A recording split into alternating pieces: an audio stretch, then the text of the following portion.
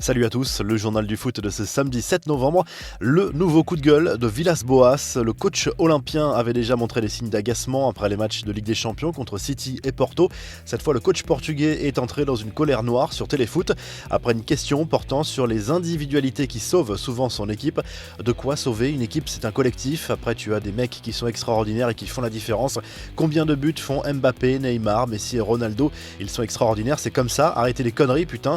Quand on gagne un match avec les efforts, le match serait sauvé par les autres. Mais qu'est-ce que vous dites? Faites des analyses concrètes, il faut être objectif. Les mecs extraordinaires font la différence dans tous les clubs.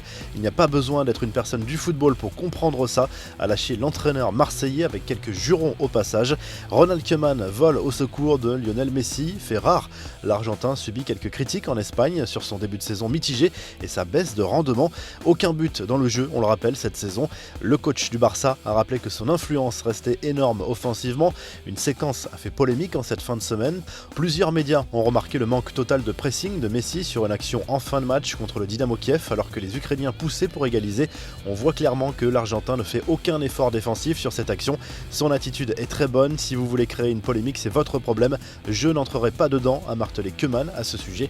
Le PSG met un coup de pression à la Seleção. D'après le média UOL, le club de la capitale française aimerait que Neymar renonce finalement à sa convocation avec l'équipe du Brésil en raison de sa blessure à la cuisse gauche. Le meneur de jeu parisien a été appelé pour les 2 prochains matchs des éliminatoires du Mondial 2022. Tite, le sélectionneur brésilien, aimerait le faire jouer lors du 2e match contre l'Uruguay le 18 novembre. Les infos en bref, Vinicius Junior répond aux critiques et à la récente polémique avec Karim Benzema concernant son manque de temps de jeu. Le Brésilien a rappelé que la concurrence était énorme au Real Madrid et qu'il fallait accepter de rester parfois sur le banc. Sur les critiques de Benzema à la mi-temps du match de Ligue des Champions contre Mönchengladbach, Vinicius Junior ne semble pas en vouloir aux Français. Il le considère même comme l'un des joueurs avec qui il s'entend le mieux dans le vestiaire madrilène. J'ai de bonnes relations avec Karim Benzema, a martelé l'attaquant brésilien lors d'un entretien pour la chaîne YouTube brésilienne Desimpedidos.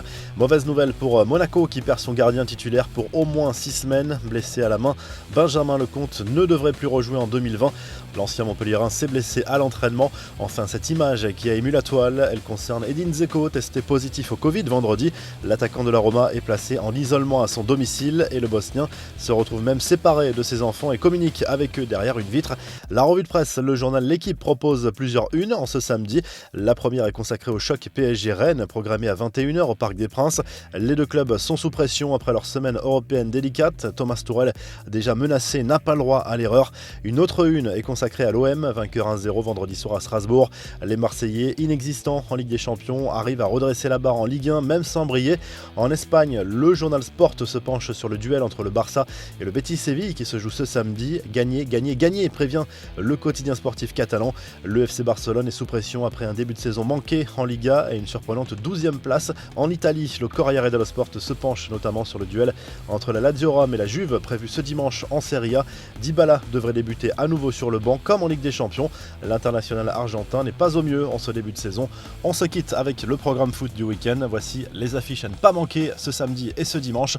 Vous retrouvez l'actu foot sur topmercato.com, l'appli Top Mercato et à très vite pour un nouveau journal du foot.